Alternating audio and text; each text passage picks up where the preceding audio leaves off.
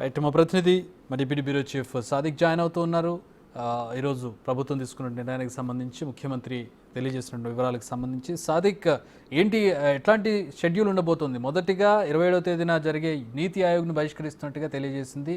ఇదొక నిజంగా అంటే ఇంపాక్ట్ పడేటటువంటి నిరసన, ఏదో మొక్కుబడిగా కాకుండా ఇంపాక్ట్ఫుల్గా ఖచ్చితమైనటువంటి ఎఫెక్ట్ ఉండే విధంగా నిరసన తెలియజేస్తోంది ప్రభుత్వం. సో నెక్స్ట్ ఏంటి, ఎట్లా ఉండబోతోంది కార్యాచరణ?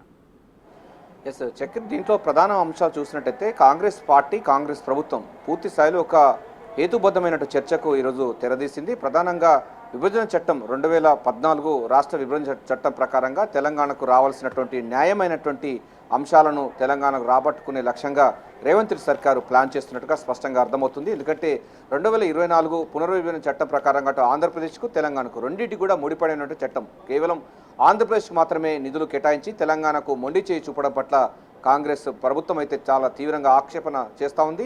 ఇప్పటికైనా కేంద్ర మంత్రి నిర్మలా సీతారామన్ సవరణ చేయాలి, బడ్జెట్ సవరణ చేసి తెలంగాణకు కావాల్సినటువంటి ఐటీఐ పార్క్ కానీ, ఐఎంలు కానీ, కేంద్రీయ సంస్థలకు సంబంధించినటువంటి అంశాలు, కాజిపేట కోచ్ ఫ్యాక్టరీ, బయ్యారం ఉక్కు కర్మాగారం, ఇతరత్వ సంబంధించిన చట్టంలో ఏదైతే ఉన్నాయో అవన్నీ కూడా ఇవ్వాలని కూడా ప్రభుత్వం చెప్తా ఉంది. ఈరోజు ఒక తీర్మానం చేయడం జరిగింది. ఈ తీర్మానం అనేది ప్రధాన అంశాలు చూసినట్టయితే మనకు చక్రి, దక్షిణాది రాష్ట్రాలకు సంబంధించిన ఒక 5 రాష్ట్రాలు మాత్రమే భారతదేశానికి మొత్తం కూడా సాగుతున్న పరిస్థితి కనబడుతుంది. రెవెన్యూ జనరేట్ అయ్యేది ఇక్కడి నుంచి కూడా దేశవ్యాప్తంగా పూర్తి స్థాయిలో ఉంటుంది. ₹1 ఇక్కడి నుంచి మనం ట్యాక్స్ రూపంగా కేంద్ర ప్రభుత్వంకు చెల్లిస్తే కేవలం 47 పైసలు మాత్రమే తిరిగి తెలంగాణకి ఇస్తున్నటువంటి పరిస్థితి కనబడతా ఉంది. ఈ వివక్షత అన్నది కొనసాగుతుంది. వివక్షతన కుట్రనా అన్న దానిపైన కూడా ముఖ్యమంత్రి రేవంత్ రెడ్డి సూటిగా కేంద్ర ప్రభుత్వాన్ని స్పష్టం చేస్తున్నారు. ఇప్పటికే ఈ అంశాలపైన దక్షిణాది రాష్ట్రాలైనటువంటి కొన్ని రాష్ట్రాలని, ఈ రాష్ట్రాలన్నీ ఏకం చేసేందుకు కూడా సిద్ధమవుతున్నట్టు కనబడుతుంది. మనకు తమిళనాడుతోని, అదే కర్ణాటకతో ముఖ్యమంత్రి రేవంత్ రెడ్డి ఇప్పటికే మాట్లాడడం జరిగింది. ఆ తర్వాత ఏపీతో పాటుగా కేరళ, పుదుచ్చేరికి సంబంధించినటువంటి రాష్ట్రాలతో మాట్లాడి ఒక కార్యాచరణ తీసుకోబోతున్నారు. సమైక్య రాష్ట్రాలకు అంటే సమైక్య స్ఫూర్తికి దెబ్బతీసే విధంగా కేంద్ర ప్రభుత్వం వివక్షతకు గురి చేస్తూ ఉంది. సో ఇక్కడి పన్నుల ద్వారా తీసుకుంటున్నటువంటి దాంట్లో కనీసం కూడా ఇవ్వకుండా మొండి చేయి చూపడం.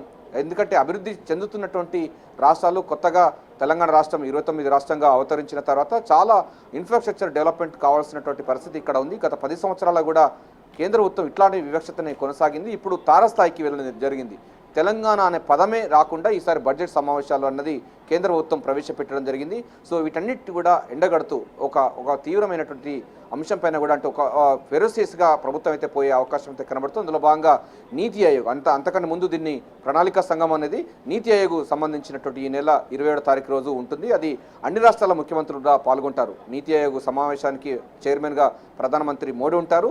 రాష్ట్రాలకు సంబంధించిన విషయాల్లో ముఖ్యమంత్రులు వ్యవహరిస్తారు. సో ఈ యొక్క సమావేశాన్ని బహిష్కరిస్తామని కూడా ముఖ్యమంత్రి రేవంత్ రెడ్డి చెప్పడం జరిగింది. ఇది చాలా పెద్ద ఇష్యూ అని చెప్పవచ్చు. ఎందుకంటే నీతి ఆయోగ్ సమావేశాన్ని దాదాపు అన్ని రాష్ట్రాల ముఖ్యమంత్రులు పాల్గొన్నటువంటి ఈ కార్యక్రమాన్ని దీన్ని మేము బైకాట్ చేస్తున్నామని ముఖ్యమంత్రి ప్రకటించడం అనేది చాలా విప్లవాత్మకమైన మార్పు అని చెప్పవచ్చు. ఎందుకంటే ప్రభుత్వం కానీ లేకుంటే ప్రభుత్వం చాలా ఈ విధులని పరిస్థితిలో ఇటువంటి నిర్ణయం తీసుకున్నట్టుగా మనకు స్పష్టంగా అర్థమవుతుంది. తెలంగాణకు రావాల్సినటువంటి న్యాయపరమైనటువంటి అంశాలను పక్కదోరి పట్టించేసి ఈ తెలంగాణకు ఎందుకు వివక్షత చూపుతున్నారు? గతంలో కూడా ఇట్లాంటి వివక్షత జరిపినప్పుడే అనేక ఉద్యమాలు వచ్చిన విషయాన్ని కేంద్ర ప్రభుత్వం ఎందుకు పెడచెవిన పెడతా ఉందని కూడా స్పష్టం చేయడం జరిగింది. ఇందులో ప్రధానంగా మనకు 5 ఏళ్లలో మనకు కేంద్ర ప్రభుత్వం కేవలం 3,68,000 కోట్ల సంబంధించిన విషయాల్లో మనకు తెలంగాణ నుంచి వెళ్ళి రెవెన్యూ తీసుకుంటే కేవలం 368 లక్షల కోట్ల 3,68,000 కోట్ల రూపాయలు తెలంగాణ నుంచి వెళ్ళి పన్నుల రూపంలో గత 5 సంవత్సరాలుగా తీసుకుంటే కేవలం రాష్ట్రానికి 1,68,000 కోట్లు మాత్రమే ఇవ్వడం జరిగింది. అంటే చాలా మటుకు అదే మనకు మిగతా సంబంధించిన ఉత్తరప్రదేశ్లో చూసినట్టయితే వారికి డబుల్గా చేస్తున్నటువంటి పరిస్థితి కనబడుతుంది. 3 లక్షల కోట్లు వాళ్లకు అక్కడి చెల్లి కనుక పన్నులు చేస్తే 6 లక్షల కోట్ల వరకు కూడా వాళ్లకు ఉత్తరప్రదేశ్కి ఇస్తూ ఉంది. సో దక్షిణాది రాష్ట్రాలకు పూర్తిగా వివక్షత గురి చేస్తుందని కూడా ముఖ్యమంత్రి రేవంత్ రెడ్డి స్పష్టంగా చెప్పడం జరిగింది. ఈ వివక్షత అన్నది కరెక్ట్ కాదు. 5 రాష్ట్రాలు మాత్రమే తెలంగాణ అంటే దక్షిణాది రాష్ట్రాలని 5 రాష్ట్రాల నుంచి వెళ్ళి రెవెన్యూ జనరేట్ అవుతున్నప్పటికీ ఈ రాష్ట్రాల పట్ల వివక్షత కేంద్రం చూపుతా ఉంది. గత 10 సంవత్సరాలుగా ఇదే విధానం ఉంది. 5 సంవత్సరాల్లో మరింత దిగజారిపోయిన పరిస్థితి ఉంది. తెలంగాణ రాష్ట్రం చెల్లి పన్నుల రూపాయన ₹1 కనుక చెల్లిస్తే కేవలం 47 పైసలు మాత్రమే తిరిగి రాష్ట్రాలకు ఇస్తున్నటువంటి పరిస్థితి కనబడుతుంది. ఈ వివక్షతకు సరికాదని కూడా తీర్మానం చేయడం జరిగింది. ఇప్పటికైనా సమైక్య స్ఫూర్తికి దెబ్బతీసే విధంగా కేంద్ర ప్రభుత్వం అవలంబిస్తుంది. ఈ అవలంబించిన విధానం సరికాదన్న విషయాన్ని కూడా ముఖ్యమంత్రి రేవంత్ రెడ్డి ఈ తీర్మానంలో చెప్పడం జరిగింది. సో నీతి ఆయోగ్ సమావేశాన్ని బైకాట్ చేయడం ఒకటైతే, అదేవిధంగా ఇతర దక్షిణాది రాష్ట్రాలకు సంబంధించినటువంటి వారితో కూడగట్టుకొని కేంద్రం పైన ఒక ప్రెజర్ పెంచే విధంగా ఒక ప్లాన్ చేస్తున్నట్టుగా మనకు కనబడుతుంది. అందులో భాగంగా మనకు కర్ణాటక, తమిళనాడు అయిపోయింది. ఆల్రెడీ పుదుపుచేరి, కేరళతో ఈ 5 రాష్ట్రాలకు సంబంధించిన వారితో కూడా ముఖ్యమంత్రి మాట్లాడి ఒక కార్యాచరణ తీసుకునే అవకాశం కనబడుతుంది. న్యాయపరంగా రాష్ట్రాలకు వచ్చేటువంటి వాటాను ప్రభుత్వాలు అంటే కేంద్ర ప్రభుత్వం ఎందుకు విస్మరిస్తుందని పైన కూడా ఆక్షేపణ చేస్తూ ఉన్నారు ప్రభుత్వం. సో ఎందుకంటే ఇక్కడ 6 గ్యారంటీ స్కీమ్స్, అభయస్థ మేనిఫెస్టో లాంటి ఉన్నాయి. ఇక్కడ ఇన్ఫ్రాస్ట్రక్చర్ డెవలప్మెంట్ కావాల్సి ఉంది. పాలమూరు రంగారెడ్డి ప్రాజెక్టుకు జాతీయ హోదా ఇవ్వలేదు. సో దీంతో పాటుగా ఒక్కదానికి కూడా తెలంగాణకు జాతీయ హోదా ఇవ్వలేదు. అదే ఏపీకి అయితే మనకు పోలవరం దానికి జాతీయ హోదాతో పాటుగా దాని డెవలప్మెంట్ కోసం ఇచ్చింది. అదేవిధంగా ఏపీ రాజధాని నిర్మాణం కోసం కూడా కేంద్ర ప్రభుత్వం నిధులు కేటాయించడం జరిగింది.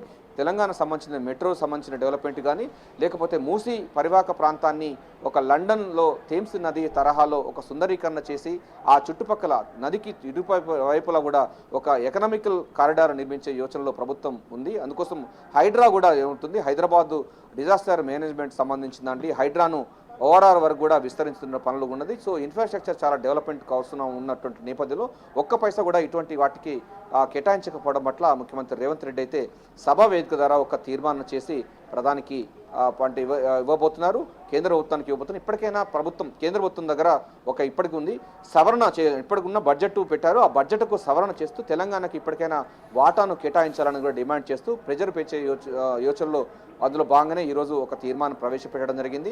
బీజేపీ తరహా తప్ప మిగతా అన్ని పార్టీలు కూడా ఏకాభిప్రాయం కుదిరింది. సో దాన్ని ప్రధానమంత్రికి ఇవ్వబోతున్నారు, కేంద్ర ప్రభుత్వానికి. అదేవిధంగా దీంతో పాటుగా ఈ నెల 27వ తారీఖు నాడు జరిగేటువంటి నీతి ఆయోగ్ సమావేశాన్ని బైకాట్ చేస్తామని కూడా ముఖ్యమంత్రి రేవంత్ రెడ్డి అయితే ప్రకటించడం జరిగింది. ఏదైనప్పటికీ రాష్ట్ర హక్కుల కోసం మేము రాజకీయాలు పక్కన పెట్టి హక్కుల కోసం ఎంతకైనా పోరాడతామని కూడా ముఖ్యమంత్రి రేవంత్ రెడ్డి స్పష్టమైనటువంటి విధానాన్ని కాంగ్రెస్ పార్టీ స్పష్టమైన విధానాన్ని ప్రకటించింది. చక్రి.